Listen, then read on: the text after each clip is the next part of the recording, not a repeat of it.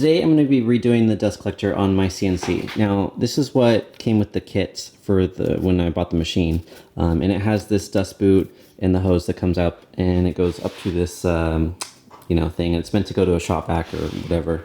The problem with this dust boot is that this hose is only 2 inches, 2.5 inches maybe, and there's just not enough airflow through this to successfully pull up all these ships. You can see like my last several cuts, there's just dust and stuff everywhere. I'm gonna redo this whole thing because with my new setup, I have 6-inch ducting coming out of there all the way, and it goes through this arm, and then right here it drops down to 4 inches, and I have this 4-inch hose that then I had to do this conversion to a 2-inch hose. And so just having this basically a paper straw is just not going to do the trick. So I'm going to upgrade this boot so that way I can put 4-inch ducting here instead of the 2 inches. And that'll just significantly increase the airflow, which hopefully will just create a ton of suction and get all the dust out and basically hopefully render this basically dust free, which would be really nice. So let's go ahead and redesign the boot.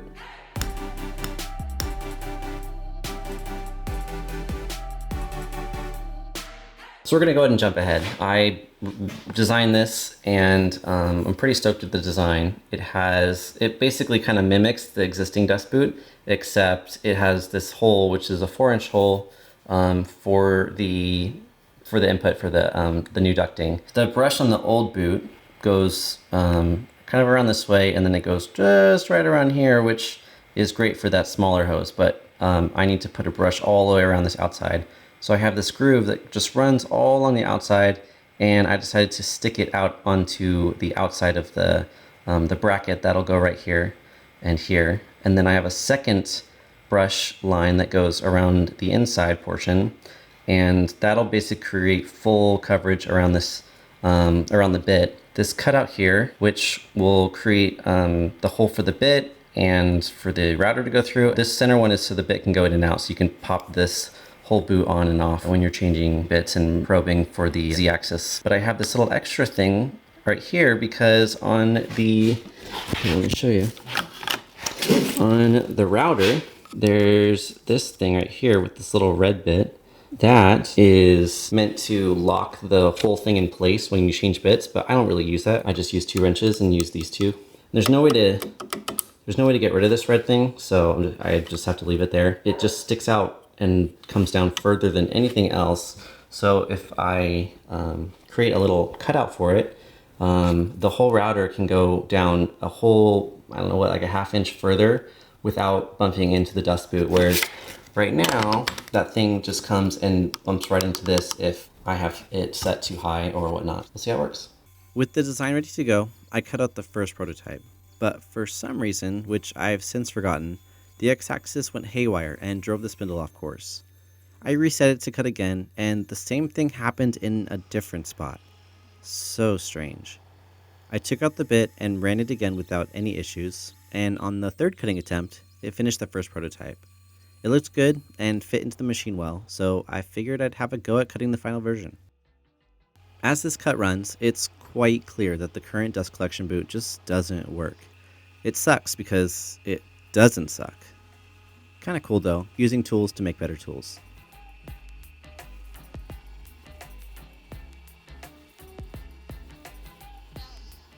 I popped it out of the tabs and did a minor cleanup to be able to put it on the machine. It looks good, fits well, and has the ideal clearances. As long as everything else fits, we should be good to move forward with this version. I have this Rockler dust fitting that I'll use on the opening. The dust end fits nicely, but it needs to be cut down just past the first joint in order to cut the weight. It's just a bit too big to cut with a scroll saw, and would be dangerous to cut with the miter saw. I don't have a bandsaw, so the simple solution is just to use a Dremel.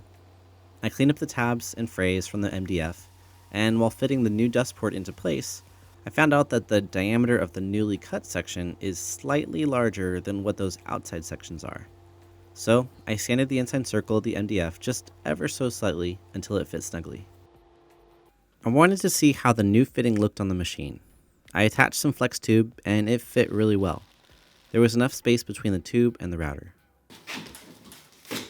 Go ahead and pull this off, so I don't need it anymore. So part of the issue, in order to go to this smaller hose, I had to use this adapter that would only go on the inside of the 2-inch hose. I was getting even, oh, there you go.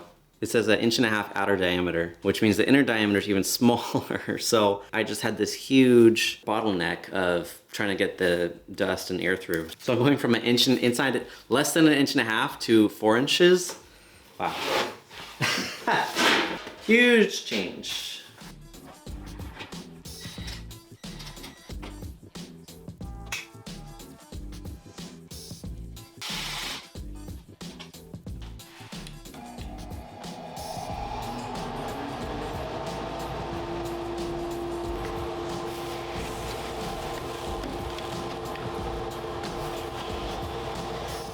The boot was ready for the brush. I ordered this online. It comes in one long strip that I'll have to cut to length. The easiest way to get the right mark is just to stick it in the groove and figure out where to make the cut. I didn't waste any time and just got right to attaching it by using Titebond Thick and Quick. I used scissors to ensure the brush was pushed all the way into the groove. This big piece covers the bulk of the boot. 2 smaller pieces cover the back with overlap on the sides, leaving just a gap in the middle for bit clearance as this boot slides in and out. I let this sit overnight to let the glue fully cure. The brushes are locked in, and we'll adjust the height of them at a later step. This is one of the brackets that held the old dust boot in place and will hold the new one as well. It has these nifty magnets on the inside that prevent the boot from sliding out due to all the vibrations from cutting. I need to add magnets in the same spot with the correct polarity. I first marked where the magnets need to go. I need to cut very small notches in the MDF to fit the magnets. To do that, I used my Dremel and had to be very careful. It was like a mini surgery operation. I've done a few projects with magnets in the past, and the only way I've gotten them to permanently stay is with epoxy. This is just a little bit of 5-minute epoxy. I double-checked the polarity of the magnets before sticking them on. The epoxy was set a few minutes later and cured a little bit later that day. Since this stuff is kind of gloopy, I had to sand the top to be flush in order to fit the clearance for the brackets. Here's a good comparison look at the old and new dust boots. The new one will clearly move a significantly more amount of air. The difference in cross area between the old and new can be measured. The old tube was 1.75 square inches, and the new tube is 12.5 square inches. So that's a 700% increase in cross-sectional area. It's like the old version was a littered back alley, and the new is a superhighway. I popped the new boot into place, and the magnets held it well. I had to move these up because I'm gonna have to cut this bottom part just a little bit. The hairs on this are just like a little bit too long for the setup. When I'm using these this smaller bits, like these 1/8 inch bits, where this is set up, it's just not gonna be able to reach. The horsehairs on this are so, it's like 1 inch compared to, like, you know, that there's just hardly any, like, that's the difference. All this is just extra. So I'm gonna cut, and I'll try a little bit and see how it works, because where it's at, there's no way that this bit, even with the larger hole there, there's no way that the bit's gonna reach through to the material. I messed with the connection here for a bit. The goal is to streamline the flow so less turns in the tubes, while also making connection and disconnection easy. For now, this will work, but I'll make more adjustments over time as I get more experience with it. Time to give a haircut to the bristles on the brush. I didn't want to overcut, so I made a guess with what I'd like to see the length be and got cutting. I used an old trimmer to get a consistent line all the way around, then came back with scissors to finish the job.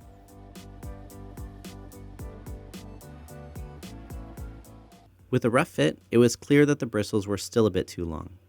I use an 1/8 inch bit to cut through 3/4 inch material pretty frequently. The bits are pretty short, so I brought the bit down to its deepest cut point, dropped the boot bracket where it would need to be for this cut, and measured how tall the bristles could be. Turns out, not that tall.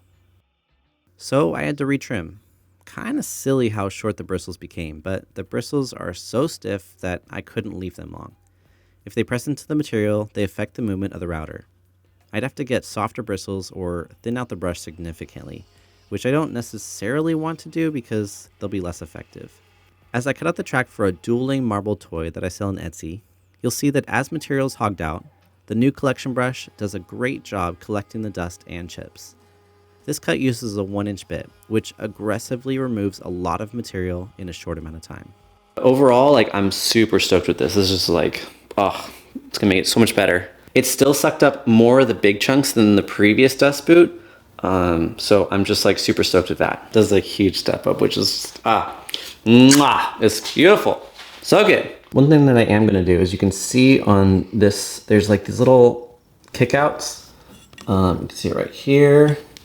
It's another on this side. And that was just like barely pressing. You can see it. There's a tiny little indentation right there. And that is from this corner piece just like pressing into it just slightly. So if I notch out the 4 locations, that'll give me an extra at least 1/8 of an inch of drop down before it touches. So that's just like a small change that I'll make. I can accept the fact that dust collection will never be 100%, that this will never completely suck up all the chips, all the dust that it makes, but just the fact that I have so much more cubic feet per minute, it just does a whole lot more sucking. It's not going to clog up, which is great, unlike the other one that clogged up quite a bit. Yeah, with all that, I'm just like, I'm super stoked with this solution that I came up with. We had to make some changes along the way. Had to cut this broom down to basically nothing, which is fine. That is, it is what it is. That's part of the shtick, You have to adapt and deal with the problems that you have. Yay for dust collection. We did it. Let's go make some dust. All right, that's it for now. See ya.